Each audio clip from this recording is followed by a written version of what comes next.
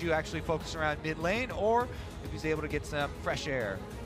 Now, the last time we did see these two teams play, we saw a high priority on the Ezreal jungle from the side of Immortals, expecting a Jarvan to go into the jungle, and it ended up being Cuzz bringing out the Kha'Zix and then Khan playing at that Jarvan. And Immortals did a great job of just snowballing the bottom lane. They put a huge amount of pressure onto Gorilla, utilizing this early game Ezreal pick, and the way the bans are trending right now, it feels like they could look to prioritize that once more. And you can see there for Rascal there, of course, the top lane sub coming in for Longzhu. Actually has more games than just the one LCK. Has a 3-5 record, if I recall correctly, in the LJL, so has time in the Japanese Professional League. But this will easily be the biggest stage he has ever played on. And yes, Longzhu, they have already locked in that #1 seed, moving out of this into quarters. But what a better way to show your dominance as a team, to win Korea, come to Worlds, go undefeated, and then just throw the 3 other teams into a scramble and say, whatever, one of you is going to meet. Yeah, fight you, fight! Well, here we go. Last ban is Kog'Maw from Longzhu. That has been one that Cody Sun has relied heavily upon, but you know, the things like Twitch and that are still available if they did want to go late game. A lot of options here. Immortals favoring the Lulu, actually take it first. I've talked to quite a few supports about the Lulu versus Janna debate that's been going on, and a lot of them say it just comes down to personal preference. To me, I feel like most of the AD carry players prefer a Lulu on their team because as an AD carry, Lulu's power is more concentrated on the AD carry. You feel that extra attack speed. You feel the extra wild growth just on you. But as far as when I'm looking at it, the Janna and her team-wide effect of the full team-wide reset of the ultimate feels better from the team perspective, and maybe you know, the AD carry is a little bit more weight in that one. I do find it interesting that Longzhu looked to take away the Varus, because if they wanted to try and go for something like a Tristana here, they would expect Immortals to go for the Trist, and so Longzhu are trying to get themselves a strong 2v2 down the bottom lane. You could pair this up with the Janna, and you're guaranteed a pretty reliable 2v2 in the bottom lane that's not just going to get shoved under the tower, which is what Lulu and Trist are very well known for, and that's one of the things, talking to some of the players, they say is the key difference. Lulu, very much more powerful in terms of the laning phase, but Janna, she just has so much utility and value in resetting and the late game fights. Kind of split the difference there as far as the first 6 picks goes. The other one, of course, is potential junglers being traded. Jarvan was the first pick overall for Longzhu in this rotation, and Xmithie on Sejuani, so kind of out of some of the more high-tempo junglers he was known for, and back to more of a solid tank as Longzhu, again, still thinking about flaming that top lane, will ban Maokai here as their first ban in Phase 2. All right, mid lane is going to be the focus here from Immortals, taking out the Syndra from BDD first. Galio is still available as well, and they already have the Jarvan on the Longzhu side, so that could be a very potent combination for them if they could grab that for BDD. Taliyah and Ryze, also very big picks. The last time these two met up, it was Pobelter's Ryze versus BDD's Taliyah, and BDD, he had a lot of impact in terms of being able to roam around the map and find good picks on that champion. And also, it just seems to be a big pick over in Korea. Those Taliyah players are pretty insane. It's funny you mention that. There just aren't that many Taliyah players at this tournament, but 2 of them are on your screen right now, sitting in their respective lanes. So Trundle will instead be the ban there for Immortals. Longzhu targeted Cassiopeia, so a mid lane ban there for their final one, but now Longzhu kind of get the first option here coming out into Phase 2. A little bit of extra power there due to the flexibility of Jarvan. They draw a top lane ban as well. Could possibly be a nice front line here. Everybody's been very happy to jump on that Cho'Gath train. So good for later in the game for the extra true damage in your frontline battles. But all our Taliyah talk is not in vain, and it does come through even with the Galio being available. I think that the goal here for Longzhu is they still want to keep that flex option available for Jarvan, because if Immortals pick a tank top, you can put the Jarvan into it, and then you can pick something tanky in the jungle if you want. Alternatively, if you see the Cho'Gath top, you could then put the Jarvan in the jungle, and then you can pick like an answer, like Gnar is still available if they believe in Rascal to be that kind of carry player. And with Trundle banned, there's the possibility of a Camille, but I'd expect more something like Gnar. All right, so the Corki is going to come through for Immortals in the end. They are going to have some good late game damage along with a solid front line, but will they be able to get there? And as soon as you start talking about other champions for top lane, one of the things that has plagued some of the NA teams has been Shen from top side. You know, it really messes with your early river control, your early bottom side control, and that is going to be the case here for Rascal. grabbing this one up. I'm excited to see how he will stack up against Flame, who is a veteran in terms of League of Legends, been playing for a number of years, and throughout the first week of group stages, he was one of the standout performers along with Pobelter on this Immortals squad, and now he's going to be going up against Rascal, who very new to a very big stage. Yeah, I know one of the things Azale was talking about and Impact likes to do on Shen is run up through to your lane brush early on and place your Spirit Sword pretty far up in the lane so that then when the tank comes up to the minions, just right off the bat you can get some pass-through Qs and try and get some early power there. But Flame does play against Impact and a lot of the NA top laners as well, so probably be expecting some shenanigans of the sort. And Flame is going to be on that big tank to facilitate what has been a very meta composition that we've been seeing throughout groups. 2 big frontline tanks in top and jungle, 2 late game carries in the form of Corki and Tristana, and then the Ornn sensor utility support in Lulu. You have a very similar composition from Longzhu, but Shen doesn't have that same sort of tankiness. His value really comes from making early plays with the Shen ultimate, trying to force picks and look for those counter engages whenever Immortals try to force something within the early to mid game. Well, it certainly could be a tough one. Immortals, 1 win and they're in. Longzhu trying to go undefeated.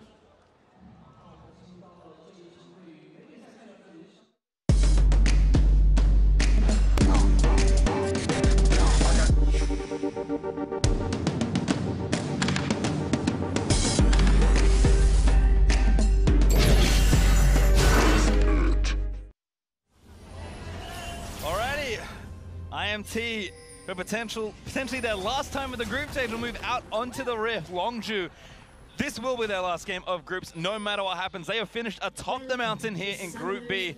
They will be first, but Immortals, if they can do what no team is yet to do here at Worlds and upset Longzhu, they will secure themselves that 2nd seed. So very high stakes between these two. Every year at Worlds, Korean teams only get better from week 1 to week 2. Back in 2015, they had a 7-2 record and they went up to 8-1. Last year, they had a 6-3 record and then they went up to 8-1. This year, in week 1, they're already 8-1 and now they're looking to get that 9-0. And I feel that even though Longzhu are running a sub in the top lane, that priority is not going to change for them. Certainly not. Again, wanting to show your strength.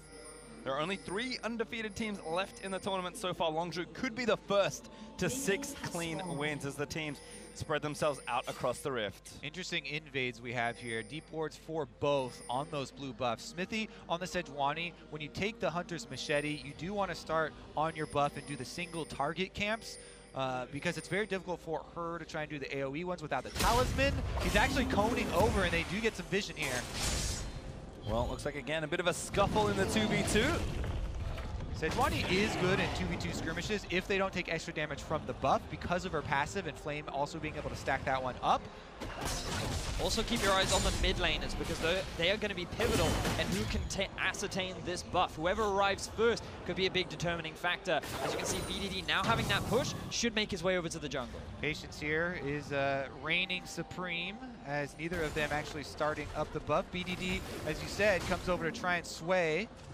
3 members of Longzhu back down onto the buff. They are committing, giving up some lane priority. It's still going to have a chance for Xmithie to smite fight, but going to get difficult. Going to try and make this happen with all the bursts that Sejuani has. Does not get it. Cuzz steals the blue buff. Really good timing there from Cuzz. I think that when you're going up against the E plus smite combo from Xmithie early on, that's a very difficult thing to predict, but Cuzz is able to now get that early level 2. Yeah, good eye there from Cuzz, because that's the first time that's happened, but it's fairly annoying. Anyways, good eye from him.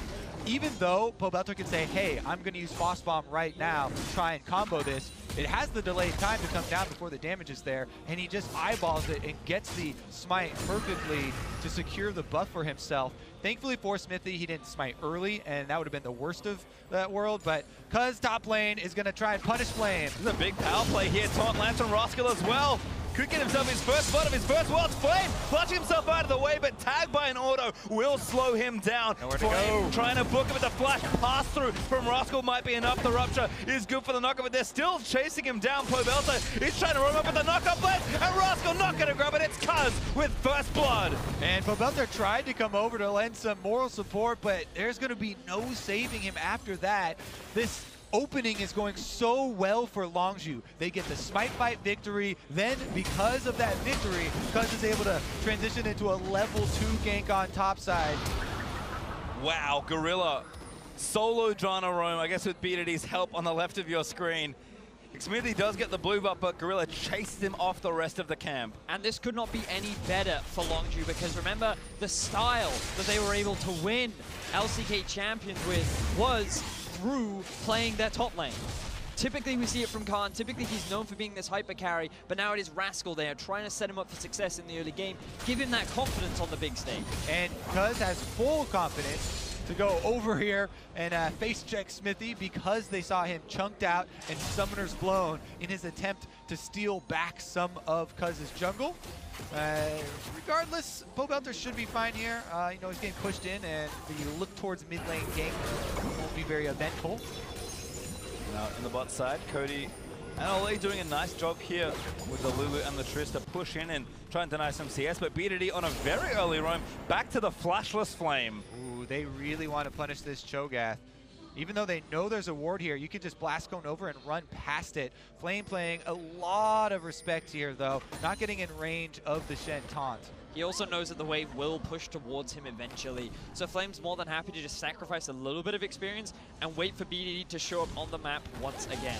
Once he does, he can go back to pushing up the lane a little bit more, but I feel like the damage has already been done. 12s against the 24 in favor of Rascal, already level 5, and you're now looking towards that level 6 play that we were talking about that we love to see from these Shens. Cuzz can come bot, Prey gets level 6, and you start forcing things all across the map. Remember, no flashes on this top side of the map because they were all blown in the early skirmishes. Surprise here, knockup does land in. Xmithie trying to fight as Flame is going to rotate back in. BDD here first as expected on the Taliyah. And Longzhu might even dive Flame here. TP in from Pobelter. Going to save the day. A lot of resources here being kind of siphoned away from Immortals with this constant pressure from Longzhu. Yeah. They're very happy to get that mid lane teleport out without having to risk anything on the tower dive. So although Immortals are holding on here, they're slowly bleeding away more power from the top side of the map. Longzhu are playing this early game extremely well right now, knowing exactly what to do after that. That level 2 that they got first, just stealing away the blue buff. Cuzz has not slowed down. Now the bright side for Immortals is the fact that they have this power bomb. Bottom side though, BDD is on the way. He's not even level 6, but he's roaming through to try and get some summoners. And walks away.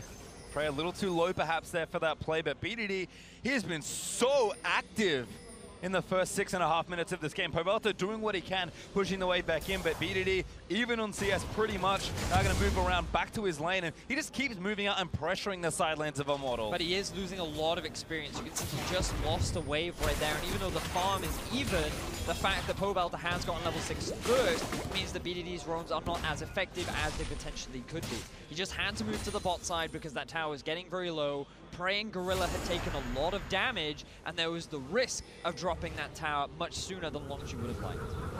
Here comes Cuzz as well. Shows himself here in the bot wave, shielded up by Gorilla. That's Prey already going back, gets a pickaxe and 2 daggers, not the most impactful buy early on here for Prey, but knows again, lane's been going poorly. It's 15 CS behind as Cody. He's going to get the Thunderlord's proc on, but no knock up there as Cuzz. Not quite there with the flag and drag. Interestingly, BDD going for very early Merc treads in the middle lane, wants those tier 2 boots because his focus is very much about roaming around the map like we've seen all this game. Yeah, I guess he's also worried about the Sejuani crowd control. So he's really investing in that tenacity early on. The magic resistance is going to go a little bit of a ways, but he's back out every single time he pushes up one wave. Halfway roams down the map. Flame this time backing up, sends BDD right back to base. Now we need to see Longzhu looking to make a play bot though, because if things stay the way they are, Immortals are eventually going to take that tower. Once it's gone, they can start moving Cody Sun and Olleh around the rest of the map, and that's where this early pressure can start to snowball in the favor of Immortals. You have a great scaling composition with the Corki and the Tristana, so the onus is on Longzhu to make the plays in this early game. Buster shot committed there as well by Cody as Pobelter picks up the package. Cody Sun didn't really see where Cuzz was potential, or even BDD who could also threaten, so instead he goes back. He has 2.2k to spend, grabs himself a BF sword, a potion, and probably a couple of extra items there as well. In fact, straight for the aggression there, flat AD with an pickaxe as well. Exactly. Sometimes we see actually teams lane swapping on this purchase. This is actually even more flat attack damage than we usually see from the first purchase of Trist, but since they're making so much headway on the bottom turret health, they're going to return back there. You do really have to re-emphasize how much of a possibility 5-man squad bottom for Longzhu is, though. They have the roaming mid and Shen top, so you have to be very, very careful if you're Immortals in kind of just poking at the danger down there and being very quick to back off, because as soon as those ultimates are blown, you have to be very, very worried. And look at the wards from Longzhu as well. 2 lidded fairly deep into the bot jungle of Immortals, along with the control ward at the entrance to the river. They have exact knowledge as to where Xmithie is, and if for 1 second they feel that Xmithie cannot react, that's when they're likely to strike. But we're just keeping our eyes very closely on the setup from Longzhu and how they force this, because Immortals, it's just a waiting game for them. They don't have to force anything right now. They're going to scale very nicely. They're gradually working towards this turret. But here we go. Here comes Cuzz. Going to try something here in the bot side now that the package is worn off there from Pobelter. And it's actually a little bit worrying for Immortals that they have Xmithie coming down here. If they attempt something, again, there's going to be a lot of extra emphasis from Longzhu on getting there quickly. Pobelter's teleport will come up pretty shortly, and that will make Immortals feel a bit more secure down here, but here they go. And corruption lands, but here's Xmithie. Actually, Cuzz walked away from the area, but now shows himself and can't really afford to do too much. Again, IMT playing carefully. As soon as you show your jungler on bottom side, though, Cuzz goes in. He's going to counter jungle these Raptors and take it away from Xmithie. Going to attempt to, at least, as Xmithie finds the control ward here. Going to take that one down, so protects his camp for now, but again, Longzhu playing very well. Just to defend when necessary and kind of take their advantage. They're actually 1,000 gold ahead pretty early on into this game, which is not an insignificant lead. A little trick for viewers as well to see if the teams look like they're going to commit. Well, BDD is making a roam up here. So knock up there onto Rascal, but Flame could be trapped in this one. TP in there from IMT. Pobelter going to try and save it down as Flame does get the normal to Rascal. A good chunk of damage. Pobelter finds him in a great Spirit's Refuge. Can't protect him for long enough. Flame gets the kill. That teleport had just come off of cooldown for Pobelter. Barely. Now can they get out alive? The juke forward there for Flame. BDD now taking heat from Pobelter, but not enough here from the Corki. Really good response from Pobelter. He was sick and tired of all these roams from BDD, and finally he's able to answer. They get the kill down onto Rascal. They relieve some of the pressure from Flame, and they get themselves on the kill board. Now when Rascal comes back up, his Stand United will still be threatening. However, Flame teleport on Cho'Gath can answer that as well. So a little bit of hesitation, may come into question here. And it's all about who can get these wards past the river. Currently, they're just battling to get very shallow ones, and that's really aiding in this constant roaming. BDD back to mid lane. First wall not successful as far as gank attempts go, thanks to Pobelter's excellent use of his global, but again, the game continues kind of as normal. Longzhu still ahead, but 500 gold now, so that early lead's been cut in half thanks to that TP play. Considering the number of times BDD has roamed and the number of failures he's actually had, this is really good for the side of Immortals. They can be very happy with the sort of pressure that they've been able to withstand in this early game, and while the 2v2 in the bottom lane no longer sits underneath Longzhu's turret, overall they're still scaling nicely, they're still in a good spot, and they've even been able to equalize this kill score. Cuzz has also thrown a lot of pressure that way. Xmithie's kind of been there, but not quite on time for a gank or counter gank. But now again, IMT taking further hold of this right-hand side of the map. Longzhu with good defensive control wards, but if Xmithie and Pobelter especially can sneak down there, then there's potential for a play here, because Gorilla is very squishy if he gets tagged by some sort of CC chain. Cuzz walks in, gets some of that deeper vision. Pobelter, I believe, saw him put it, though, so Immortals should be aware of that issue. Cuzz taking a bit of damage, but BDD again able to push back down with Pobelter leaving that mid lane. So a lot of attention here towards the bot side that has relieved something for Flame, but we're going to watch this one again and how good of a play this was for Immortals. Now, note here, just keep your eyes on the cooldowns as well. TP has come back up. Flame also has flash, but he doesn't flash over the wall, he flashes towards his teleport, because he knows if he buys enough time, Pobelter can help him swing this fight in his favor. BDD is stuck on the worked ground, Pobelter is just soaking up the skill shots from BDD, and that allows Flame to stay alive long enough to get the consumption and equalize the kills. Yeah, the coordination there, Flame's very well aware of them trying to turn that one around, flashes the seismic shove, He was almost able to walk out of the little indicator, but very close and didn't want to, you know, risk it there. This bottom lane turret, though, this is probably going to be the powder cake that explodes. As we said, Stand United and teleports could come in to the bottom side, and the Longzhu bottom teleport getting so low might be a little bit dangerous because that can oftentimes be used as bait since it is such a decently valuable objective. And it is a little concerning that Longzhu haven't tried to force anything yet, but it's not too late for them. IMT, they're still working towards their first items. They haven't completed anything yet as they're looking to try and get onto Pobelter. He holds onto it. There's a steal here for Pobelter. Oh, ultimate finds BDD who insta-cleanses out of the way. So that's package here, the re-engage from the roam on bottom. Actually, a lot of damage there dealt by Pobelter and some confident play, confident footwork. Has the Sorcerer's Boots along with the Sheen. You then have the extra kite ability with the Phage on top of the package. And Pobelter able to walk away, level 11 now. Getting that experience advantage after all the roaming being done by BDD. So Pobelter making up for his performances from earlier in the day. And now starting to contribute a lot as he continues to scale up. Part of the issue here is that Xmithie is going to try this again, but Cody has a ton of unspent gold. Actually, again, more than 2,000 gold, and the Rage Blade's already done for Prey. That's a really good point, bringing up the power difference here as far as in-combat power already out on the field. This Rage Blade is a pretty big spike for Varus if he could stay mobile. A lot of crowd control floating around down bottom side, though. And I'm sure Immortals would love to spend this gold, but the moment they back, they're going to lose that tower. And that makes things favorable in terms of tempo towards Longzhu.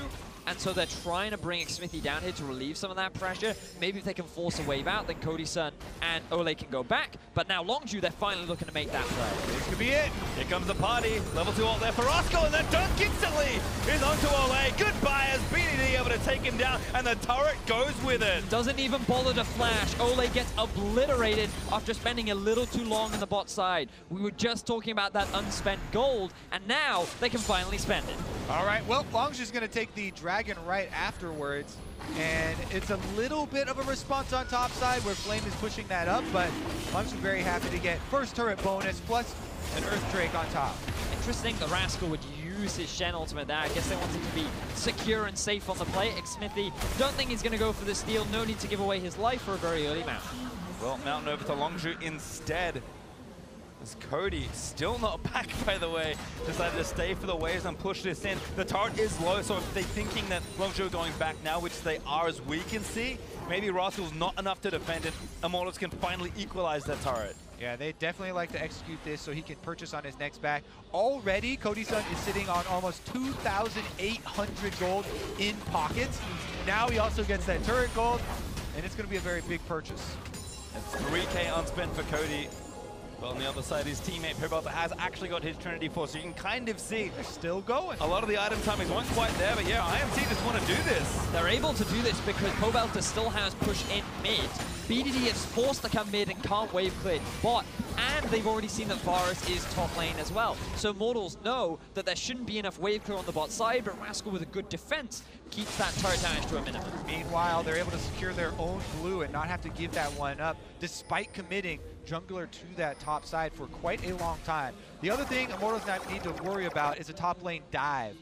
Now Longzhu actually setting up for that possible roam.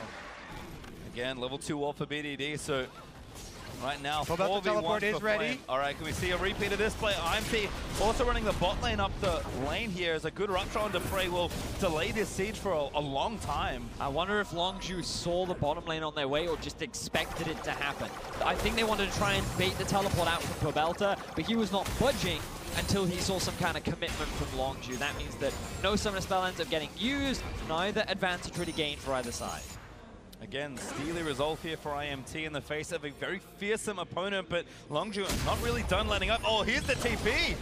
Xmithie looks for the ultimate, does slow down Gorilla, but now they're in onto Prey. Great cut up there, double TP for IMT. Xmithie takes down Gorilla. Flame gets the kill onto Prey, and a clean 2-0 team fight win. Fantastic 5-man collapse from IMT onto the duo lane of Longzhu. Rascal did not have his Shen ultimate up. BD did not have his ultimate to try and save them, and this is going to give 2 swift kills in favor of Immortals, along with a tier 1 tower in the top.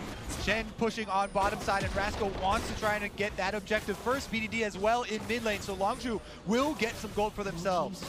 Not a bad trade at all. I think it's really worth mentioning, you're right, like, Immortals committed a lot to that play, and while at first glance it looks really good, they get a bunch of kills, they get a tower, the fact that Longzhu get a tier 2 and the mid lane is going to open up a lot of the map for them. BDD now going in with the Shen, stand united. Oh, Cody now going to try and jump out, but he moves through the rocks as BDD is going to keep pummeling him. Seismic Shot trying to predict the flash. The flash shot's not going to hit, but BDD cleans it up anyway. BDD enters right back with a Rascal on his back, and now they've got control around the Riptail. Gonna take this one down pretty quickly. You would imagine that they would then transition into the top tower. You would expect as much, seeing as you have Longzhu Prey pushing up towards the top lane, but now BDD has to answer mid. If he keeps this mid tower alive, this whole set of circumstances goes heavily in the favor of Longzhu. Would have been great for IMT to crack that turret, but not quite enough as the Riptail does go over.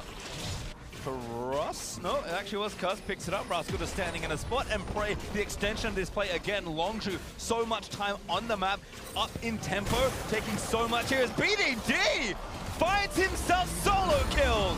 Fantastic play from Pobelter.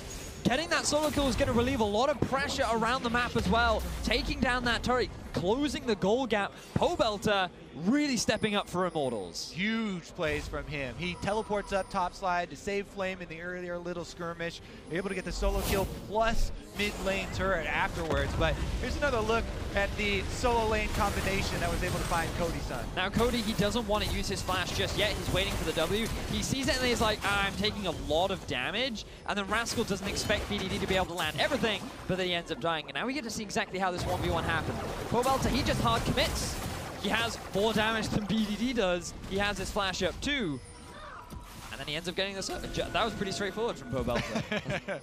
Very good stuff there for Immortals, and we kind of saw moving into, at least for today, Immortals, we saw in week 1 the solo laners look so good. The bottom lane a little more shaky here, especially for Cody with so little experience, in fact no experience on this stage, but Flame had been playing well. Pobelter stepping up, and now Immortals as a team need to be playing to probably the highest level they've ever played in quite a long time, because beating Longzhu is possible, but it is so difficult, and they are still behind 2,000 gold. But to their credit, they are keeping the game close. The last time Immortals and Longzhu met, Immortals were the team that had the early game lead and were forced to make a lot of early plays, but then one bad decision by going for a Drake ended up losing them the Baron, and then they almost immediately lost the game.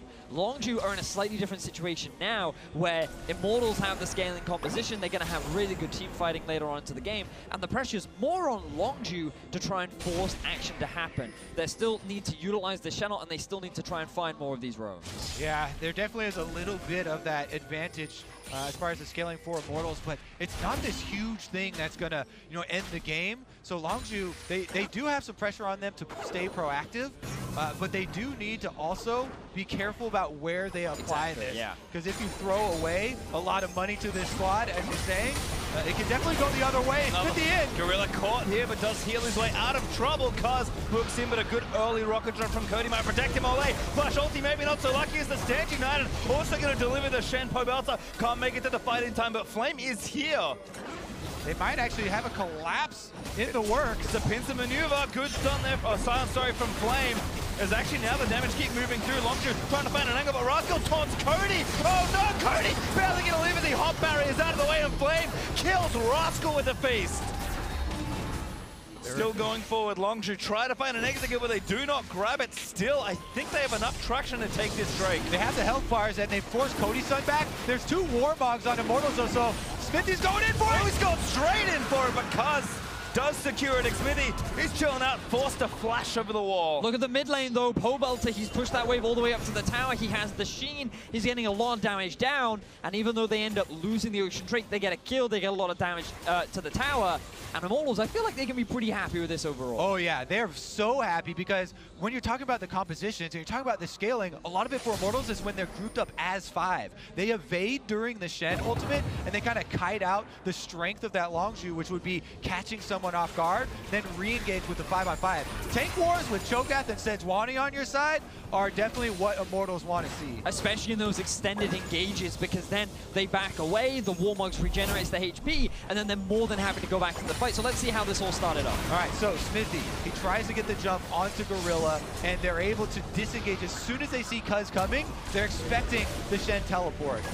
There they go with the extra slow from Xmithie, and the heal from Olleh kind of deters Rascal from trying to keep that chase up, even with the home guards. Then, as soon as they have their tanks in place, they feel more confident. You've got to keep your eye on Rascal. Really good taunt on the Cody Sun, but where's the follow-up? Cuzz can't use his EQ because it's still on cooldown. You don't have backline threat in the form of Prey and BDD. They just have to keep hitting the tanks, and they don't die nearly as fast as Rascal does. And then Flame puts it on display right there. That's why you don't want to go to tank wars with Cho'Gath. He gets the true damage execute, and that's why Immortals were able to get that kill.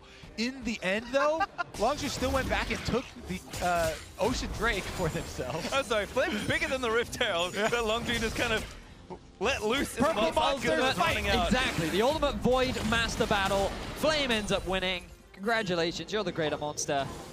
We were kind of building that up to be epic, but Flame looked like that was an effortless, one-sided fight. Well, again, this game still very tense. In fact, Longzhu not quite 1,000 gold ahead. And I believe this game has been kept within 2 to 3 for most of it. So IMT feeling much more confident with the items on their carries and their tanks to try and do something aggressive. They're very happy with the situation that they're currently in. We've talked a lot about scaling, but just look at some of the spikes that Immortals have picked up for themselves, i.e. Trinity Force, i.e. Static Shiv, double Warmogs with a Righteous Glory. This team is poised and ready to fight. Yeah, even though Longzhu still have this very small gold lead, they still, it feels like you have to get creative. You have to utilize the extra movement speed or the extra, teleports that you have on your team to kind of get an advantage on this Immortal squad. Because again, if Immortals get to set up battle lines, they've got 2 Infinity Edge using DPS and a very strong front line. If they can fight a kind of standard front to back, then that would definitely be the optimal situation for them. And don't forget, we saw Fnatic a few minutes ago kind of watching this game intently. There are 3 teams' fates on the line in this last game of the group stage here in Group B. So a lot going on. Immortals just heads forward trying to find the win. Longzhu love to be undefeated as they threaten as one of the potential favorites of the tournament coming off an LCK championship defeating SKT. There's so much to show for both these teams, and for Immortals, a win here, that's it. All right, what Longzhu would want to do, try and push the side lanes here. Make use of their Taliyah, of their Shen, and that side lane pressure to try and split up Immortals. Fnatic there on camera, though, they want desperately for that to happen. They were laughing and kind of joking around a bit before, but Reckless looks a lot more nervous. I mean, you have to think from Fnatic's perspective coming in today, especially after their week 1 performance and after what they were saying in social media, that they were not feeling that confident coming into today. Their expectations were not that this was going to be a 3-way tie, but now it all depends on the performance of Immortals. And again, they are looking very good. They can match the 1-3-1 because they have the double teleport themselves. Pobelter feels very strong and arguably should win out on the 1v1 against BDD if he just makes that one misstep, and he's using that to confidently push up. But he has no wards, so he's got to be a little bit more cautious. You're making a good case here, Vedius, but I would caution with NA Week 2. That's all I've got. Also, Longzhu. Longzhu. Longzhu could be a bit risky, but BDD here, Rascal ready with the Stand United. So again, IMT, incredible patience as they just try and slowly set up the game. Methodical is not usually what we associate with Immortals. We associate it with their opponents, but today Immortals are just trying to play slowly and steadily. All right, Longzhu has Shen in the bottom side to get the bottom creep wave moved up. That's the optimal one for Baron situations. They've got BDD currently getting topside moving, so Immortals, while they are feeling solid in a 5-on-5, the side lanes are starting to close in, and the timer is definitely ticking down.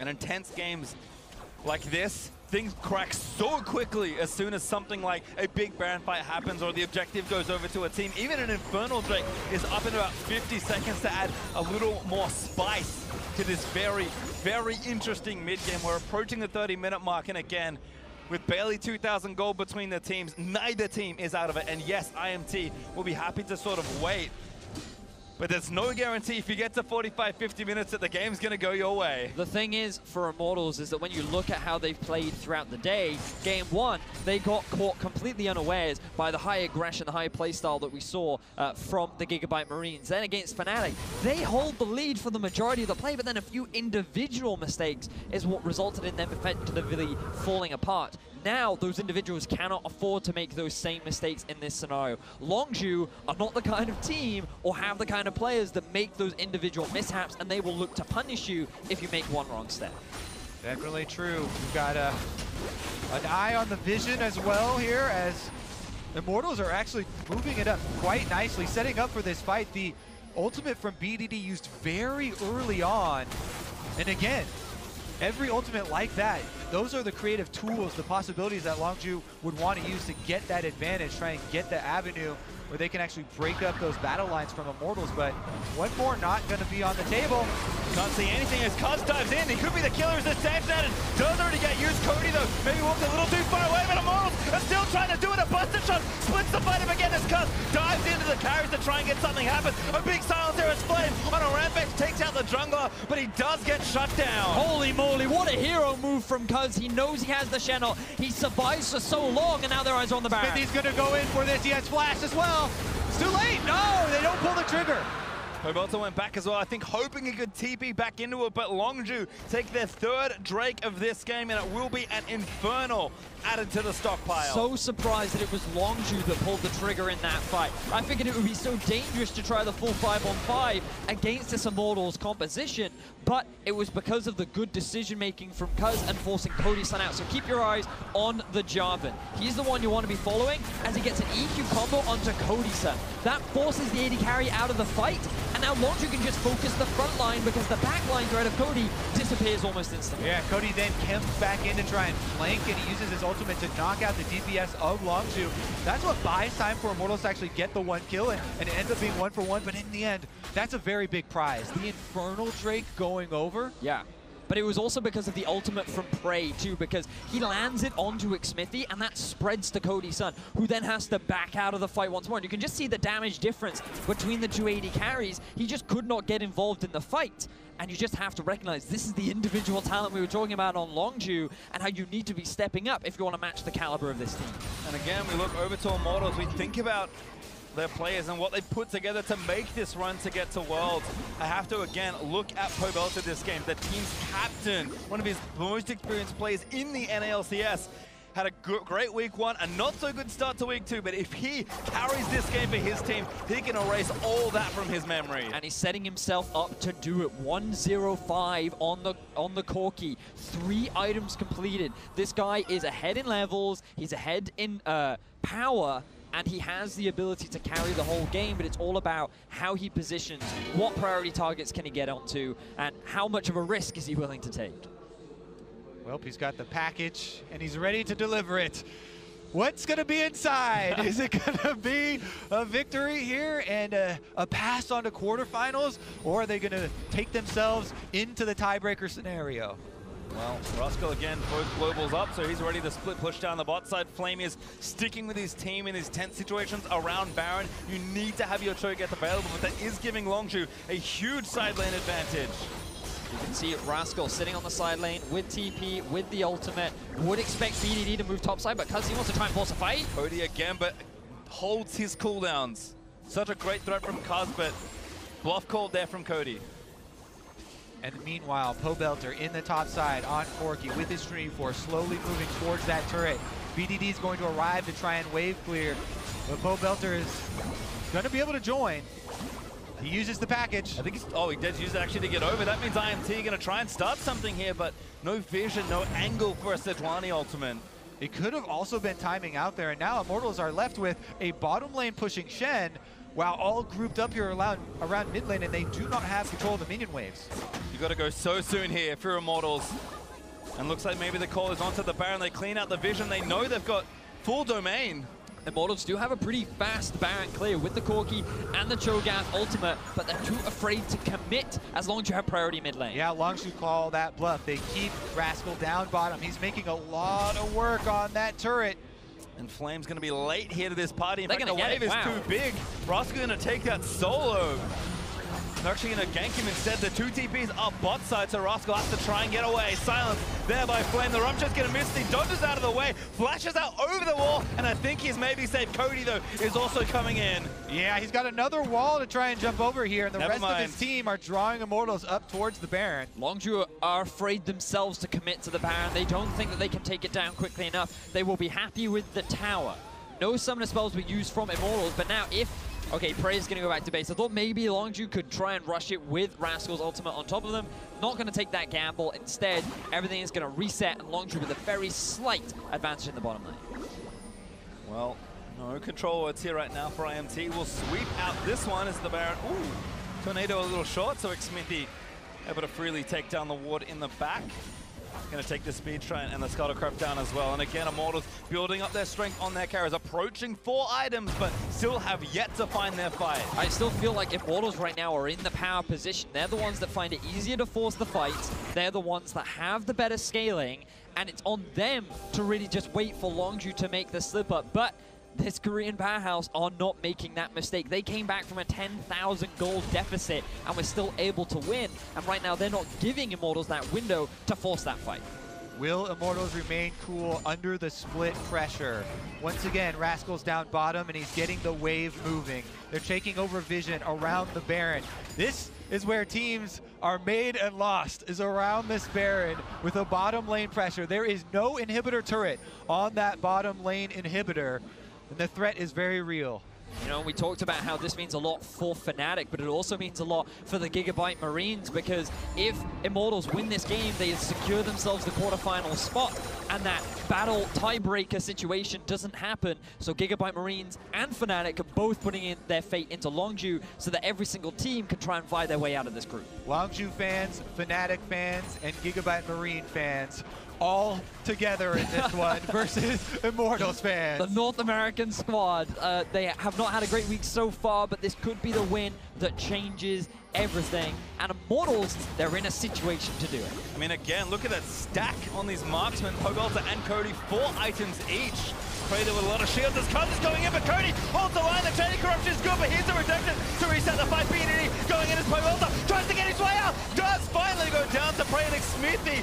Oh, he splits the difference on the ulti as Flame late TP's in and gets caught in BDD's wall. We talked about how Pobelter needed to be the carry for his team, and he is the one that gets caught out. He uses the flash. It is not enough, and now Longzhu have their eyes on the Baron. All right, Rookie, get in there. Cody, you need to salvage this fight for your team, but Longzhu tearing down the Baron, and I just don't know if there's a way to try and get in here. Are they going to go for the 50-50? Flame's got ult. It wouldn't even be 50. That's true. He has flash as well. Longzhu have to be patient, but now they split off the carries. Cody tags Prey for a good chunk of damage, but Immortals are split. Remember that Pobelter has teleport, so if Immortals can delay long enough for him to revive, then he can join. But now they're cut off here. Oh. The 2 tanks might just go down for this. 2v5. Pobelter dead for 14 more seconds. Xmithie goes down, and now the smite's out from this Baron attempt. Cody Sun running down mid lane, taking turrets, and Flame still threatening the flash over to try and execute with his ultimate. Big Rupture finds 3. Teleport from Pobelter is up. He could join. Immortals, what's the choice? Are they going to go now? Pobelter, get a Chandler, looking for a fight! Oh! Able to smite down the Baron, but they're going to still fight. Another Big Rupture is Pobelter into the back of the fight. Prey shut down by Cody Sun. Rascal does take out Pobelter, but the fight is continuing. BDD still here. The knockup finds Cody, and Longzhu turn it around. What a crazy fight, but everything falls apart for Immortals. Longzhu are the ones to come out on top. They get the 3 kills in the Baron pit, and they secure the Baron. And they're going to be able to move over to the Elder Dragon as well. That team fight has huge, huge rewards. Look at the excitement on the Gigabyte Marine's face. It's ecstatic right now after Longzhu with such a massive fight. I believe that is because of the expected favor there to Longzhu. All right, we said the game was close, but Longzhu have now finally broken ahead of the pack. Oh, they actually did not, try and rush down that Elder Dragon. With Xmithie having died so much earlier, he was actually back up. Look at Flame, uses ulti, 1.5k damage, just slightly miscalculates it. And Longzhu, they get the smite, they get the scope. Now, that was a fantastic package from Pobelter, but he also throws himself into the middle of 3 members of Longzhu. VDD dealing damage on the side means that he's not at any real threat, and even though Prey ends up going down, Longzhu get all the kills onto the primary carries and walk away happy chappies. That's a picture of a happy chappy. There I go. And now the Dragon, still started here by Longzhu. Immortals not in position. Flame in the top lane, dealing with Rascal. Pesky side lane shenanigans again. So Longzhu, they already took the Baron. They're going to likely take the Elder Dragon here as well, but Xmithie and the rest of Immortals actually kind of hoping to defend here. Shen ultimate is available. Cho'Gath forced the group because he has no TP. They're going. Cuzz, he's going to jump back in onto the carries. Now Shen's going to join the fray. Fredo letting it rip with a huge shot. Might be in there. Redemption's good as Flame. Takes down Cuzz, but Xmithie dies to Prey. Pobelter zoned off by BDD as Flame is trying to tank as best he can, but Rascal just so much help to work with his Prey. Going to find himself with a double kill. Cody flooded out under the shove, and now maybe they can turn it around. That was not a great wall from BDD, but Longzhu still come out ahead in the fight. Junglers have been traded. Flame is added to the side of Immortals. And Longzhu, their eyes are back towards the Baron with no smite available. Yeah, Elder Dragon here is going to be an option, but without any smites, there is no super secure, clean finish here from Longzhu, and Pobelter might be able to thread a rocket in there. I don't know if they actually want a chance. I guess they are going to take their chances here. It's a small chance for the steal. Immortals are going to throw everything they have, though. Control ward in, just have to kind of read the play and see what happens. First rocket's going to miss, and that's Elder Dragon over to Longzhu. Is it still a 50-50 if there is no smite? Longzhu did a very good job of zoning off any possible damage that could come in. Not only were they threatening Pobelter, but they also standing in front to blind blow up the rocket. And I want to keep your eyes on Cuzz once again, because that ulti was fantastic. It keeps Xmithie separated from the backline, and Cody Sun forced to focus Cuzz down while he has the Shen ultimate on top of him along with the Spirit's Refuge. So Cody Sun can't force his way through the tanks in the same way that Prey can, and Longzhu set themselves up pretty much for success.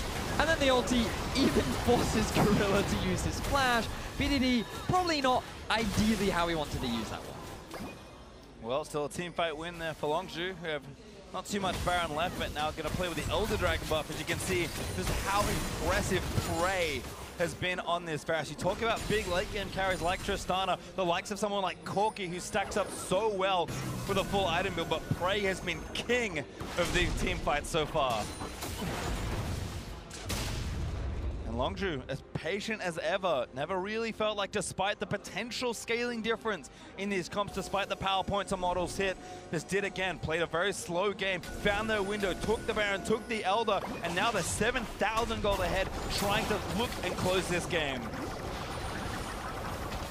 Here they go, all grouping up around the top side. Again, Rascal split pushing on bottom, getting the minion wave moving. Still, the inhibitor is exposed. BDD chilling out. Again, kind of war between the lanes very quickly. Now that he's level 18, but IMT maybe just need a couple of engages to go their way. They have the team fight power if they can fight it properly, but so far, Tristana and Corki have not been in the same spot to really DPS. Longzhu have played the fights very well. Yeah, they really have. It's been so difficult for both Cody Sun and Pobelter to really damage that backline. But to be fair, this game has all been about which frontline dies first. And typically you would expect that Xmithie and Flame survive longer just because of how tanky they are. But that's not the case because of the use of Cuzz and him being the one that's always starting these engages, and Rascal and how effective Spirit's Refuge is against this double AD carry comp. For a substitute that's come in for his first Worlds game, he has done a fantastic job so far. Yeah, they're mitigating a lot of Cody Sun's damage by putting threat onto him. So Cody Sun is spending a lot of these team fights, walking around or rocket jumping and trying to disengage, whereas Prey is almost 100% auto attack uptime. So that's why we're seeing so much output from the Baron. Ooh, Flame was dying over the wall as Cuzz actually flashed in to try and get a Rascal again, blocking all of the shots with a stun. He's going to hit Cuzz on the left side. The Feast isn't bad, but the Redemption will reset it as Prey. Whoa. Aggressively forward, not going to eat the Rupture, just keeps moving in towards Immortals. lot of summoner spells were used on the side of Longzhu, so Immortals feeling pretty confident. Flame, he's going to back off, does have the TP, and look at the ward in the lane, but he's not going to set up the play fast enough. That means they won't be able to get the collapse, and Longzhu are forced to back away. Round 2 does not transpire. IMT hold on to their inhibitors for a little while longer. Cody, full build now on the Trist. Pobelter cannot be very far away with 1,000 gold in the bank and a BF sword as that final component item.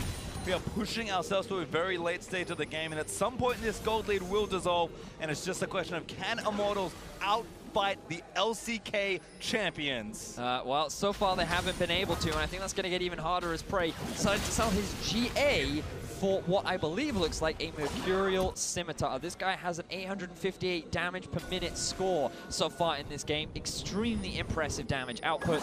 And you'd expect that on the Varus it becomes much harder, but certainly not for an AD carry like Prey. Well, again, Longzhu just bide their time, go back. Baron is up in 5 seconds, so Longzhu making sure they prepare properly for this objective.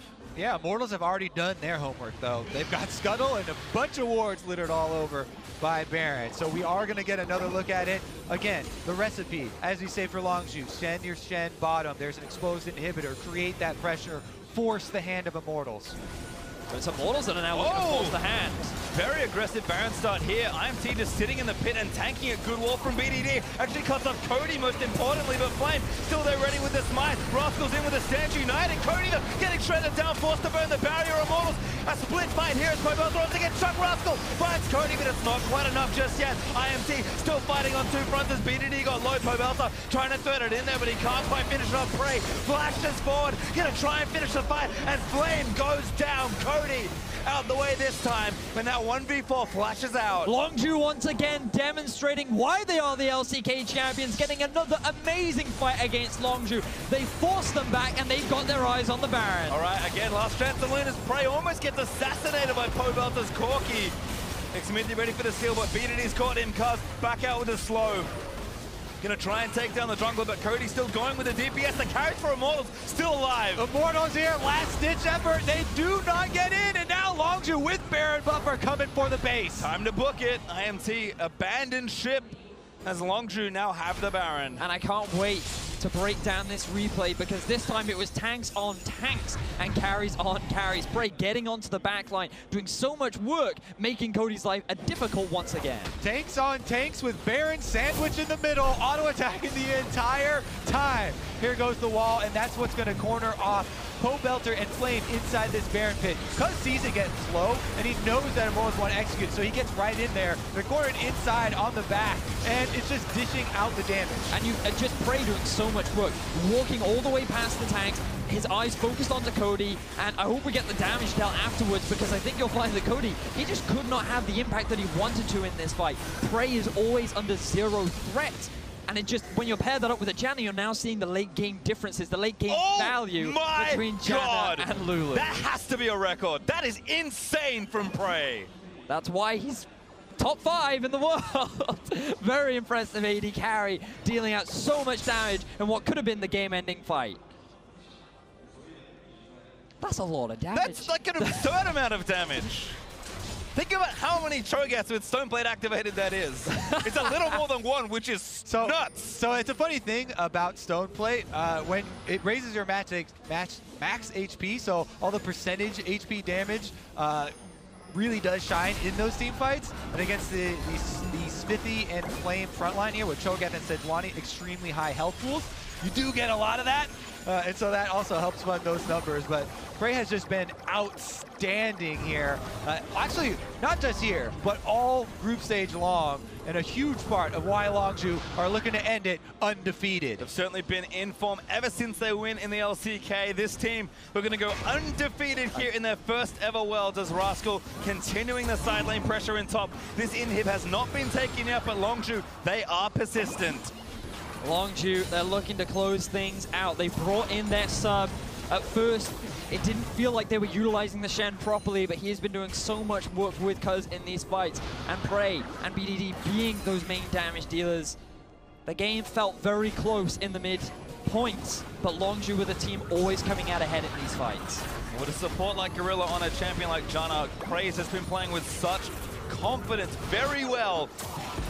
Could be the best bottom lane in the world. They are absolutely in contention given how good they've been, and Prey showing off in this game versus Immortals. And reminder, if Longzhu win this game, they force the battle of the tiebreakers. Every other team in Group B will be looking to secure that quarterfinal spot, while Longzhu will end their group stages at 6-0. Prey just not taking any damage here. Gonna finally finish off that inhib. Longzhu again, patience is rewarded as they finally break the bottom inhibitor. Everybody on the edge of their seats kind of waiting for Longzhu to deliver the last blow. An inhibitor is down. Immortals are making a play on Rascal, but the rest of the team are rotating up. Prey's actually in mid lane now, pushing down yet another inhibitor, I believe, as BDD cuts everybody off at the pass. And Cuzz again finds a knockup onto Cody Sun. He's trying to get the damage done, but Flame just melts in front of the Longzhu damage. The inhibitor falls, and now it's 5v4. Longzhu, they're looking for the final inhibitor. They're looking for their final winning groups. Immortals are not that today, as Longzhu have their eyes on the Nexus. Gonna push forward here. Flame dead for 50 more seconds. But Nexus turret number 1 under threat. Pobelter with the package needs to maybe make something happen, but a massive redemption gonna re-heal the team. Longzhu feel like cannot finish just yet. 3 inhibitors destroyed, though. Their work substantial. Elder Dragon coming up in 30 seconds. I think they want to add that one to their list of accolades. Want to pad out the objective scoreline, you know, moving into quarters. But they will set up a bit of vision as they make their way out. Gonna go back to base, spend the last bit of gold, but we're in the super late game. It doesn't matter that much. And now we can just look back at their attempts to take down Rascal. Yeah, then we're going to have the wall from BDD. Nice cutoff here. Separates the Immortals team from, trying to defend. And Prey here moves right up. Even though he gets hit with a rupture, not phased at all. Gets to turn around and completely obliterate Flame. Poor Flame. He just kind of got left out to dry. He's such a big target too. It's kind of hard not to hit him. And now both teams resetting around the Elder. If Immortals can take the Elder Dragon, then maybe they can win a fight and turn this game around. But Longzhu, they just have to play the patient game. They have 3 inhibitors taken from Immortals, and those super minions will just slowly work into the base, and someone from Immortals has to answer. Does feel like Immortals might just be giving it up as Prey topping the charts in damage here in this game, very unsurprisingly. Elder Dragon over to Longzhu. Immortals decide they only have 1 team fight. They're going to make their final stand in front of their Nexus. All right, backs against the walls for Immortals. Longzhu with the Elder Dragon, 3 Elemental Drake buff, huge gold advantage, and 3 inhibitors down. Well, Longzhu pushing in for what could be the final time of their group stage. Immortals, there's been never another time to go as Prey. Oh my god, he just sniped Pobelter. BDD in there as well. He is deservedly unstoppable as he takes down the Corki. Immortals just can't do anything as Cuzz will go down to Olleh, but Xmithie, he'll burn down next. Prey got himself a triple kill as he might look to close out with a Penta, but it is academic, immaculate, and most importantly, undefeated as Longzhu and the storm that swept through Group B. 51 minutes is how long it took Longzhu to end the game. Immortals fought hard, but every time they tried to challenge the Korean powerhouse, they could not keep up, and Longzhu were the ones to take the victory in the end. And congratulations to Rascal. They did it with their substitute player. He is undefeated. He is 1-0 here at Worlds as well. Matching his team now in their efforts here in the World's group stage. And what an immaculate performance from just so many members. Cuzz, with his great engages, the support that he had from Rascal, knowing that he could just commit to the backline and he wasn't going to instantly lose his life. BDD with a number of great walls, consistent damage output from Prey, and Gorilla just always being there to make sure that his carries were not at risk. A fantastic overall team performance, and you can see how they are such a scary team, and no one wants this team in the quarterfinals. Well, I've just been told that Prey had 1,500 damage per minute. It's not bad. It's a 51-minute game. It might inflate it a little bit, but that is an awfully consistent amount of damage on Longzhu. Certainly deserve a lot of praise we are throwing their way. And now we get the tiebreakers, boys. Nobody thought it would happen. North America went 0-3, Fnatic went 2-1. It's now a battle to the death as Group B fights for that quarterfinal This spot. is kind of what we're used to, right? Korea #1, everybody else fight. Well, the watch 3 teams fight it out for the last spot. Immortals got to keep their mouse and keyboards at those computers because they're up next as Longzhu. They did get the win, but for more, we'll head over to the analyst desk. Thank you very much, PastryTime. Kobe echoing the sentiments of many NA fans. Hey, we've been here before. At least this is a comfortable position. But with Longzhu defeating Immortals, we will have a 3-way tie for second place in Group B. So to get a little business out of the way, since the teams have the same head-to-head record, the first seed will go to the team with the lowest cumulative win time, the Gigabyte Marines. That means the first tiebreaker game will be between Immortals and Fnatic, with the winner going up against the Gigabyte Marines to determine the second quarterfinalist from Group B. Because Fnatic have a lower cumulative win time than Immortals, they will have side selection for the first game. All right, they've chosen blue. That's what we know. Before we get to those tiebreaker matches, let's talk about this Longzhu squad. 6-0, undefeated group stage, the #1 seed out of Korea, continue to impress. This time around, sub-top laner. Sure. They still get the win. Yeah, and this was actually the hardest day for Longzhu. There were quite some tough games for them where they went really long, but that's kind of the thing about Longzhu. They're showing they don't need to snowball early game to win. Like, they can play full late game. They have the best AD carry in the world, proven in this game as well, and it's just fun to watch them play. And while this was a long game, it never really felt super, super close in the actual team fights. Like, you were talking about the Janna a lot. It felt like Prey was largely unthreatened. It felt like he had access to do whatever he wanted to do. And Immortals really was struggling, even with full builds in late game. Yeah, exactly. And the draft you see on your screen here, I think there were some mistakes from Immortals, things I would have seen different. First pick, Lulu. I'm not a fan of that. Most teams are going for first pick Janna now. It just makes you much stronger in the late game where Janna outscales.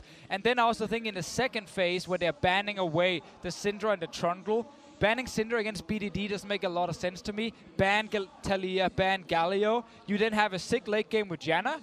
And you have, no Taliyah dealing, I mean, serious at damage Worlds to you. coming into the day, Janna was at an 80% win rate, right? I mean, you compare that to coming into the day, actually, Lulu was sitting at 37.9. It seems almost as like the clearest decision you could ever make.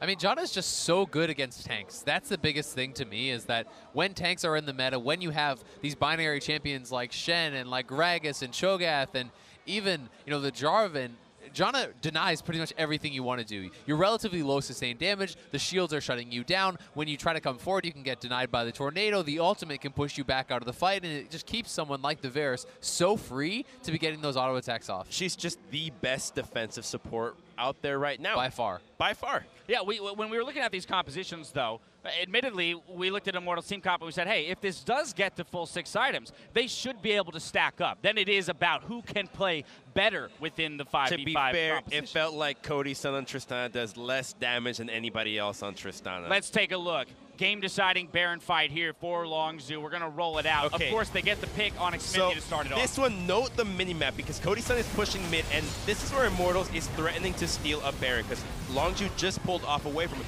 And here, Cody Sun should stay pushing mid. You have a Cho'Gath. He can threaten the steal. He has flash.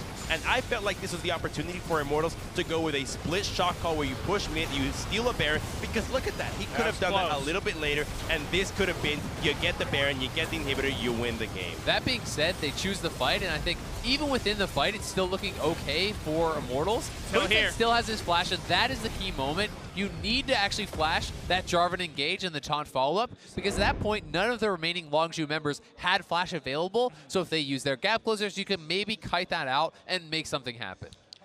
I think taking the fight here with Tristana is the correct call. Okay. There is no way Cho'Gath ever gets in range to try and steal it if Cody Sun is not there as well, because then all Longzhu will do is they will just peel off the Baron, hard engage with Shen, Jarvan, take a kill on Cho'Gath, and then just go back to the Baron. Are you comfortable just making the trade, though, in him for Baron? So, I actually disagree with that, because if Cho with flash, he can still threaten from the back. Who is going to peel off and actually threaten from that backside? They just, no matter what, Longzhu will not let the Baron go down so low. They will just jump the Cho'Gath and know there's no risk of losing a fight and kill the Cho'Gath and go back to Baron. What I love about this, though, this is a perfect example of the decision that Immortals had to make. Yeah, and yeah. the thought It's tough. process Exactly. that I'm sure all of them In went half through. a second. And then you have to realize that, We've had some time. We've had some time. we took 30 minutes and then 2 minutes And here still to don't discuss agree. it, and we still don't agree. So it very clearly illustrates what Immortals was up against here in terms of those split-second decisions and why it is they ultimately fell to Longzhu. What I want to do now is kind of refocus for Immortals. It was meant 0-3 on the day. This is not how you wanted to do it. You came in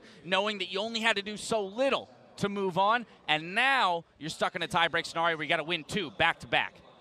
I would say for Immortals, if they can repeat this sort of a performance against Gigabyte Marines, against Fnatic, I think you win both those games. They need to play a patient game. They need to play a more measured game. I think that they did show a relatively strong performance here, and that's all that's required to beat these other teams, because in general, the 3 teams beside Longzhu have shown that they're extremely inconsistent. So as long as you can have the basics down, I think you're good. It's all that's required, but this is basically a super week on steroids. That's 4 games. Yep. That's 5 games in a row that you've already lost 3. Maybe they're on tilt. Back. So it takes a tremendous mental resilience for them to bounce back and make it out of groups. And at this point, just pure stamina, right? Yeah. I mean, you've been awake, you've been focused for so long, you've got to keep it going and play at the top of your game. Coming up next, we'll have our first tiebreaker game between Fnatic and Immortals. Meet us back here right after this.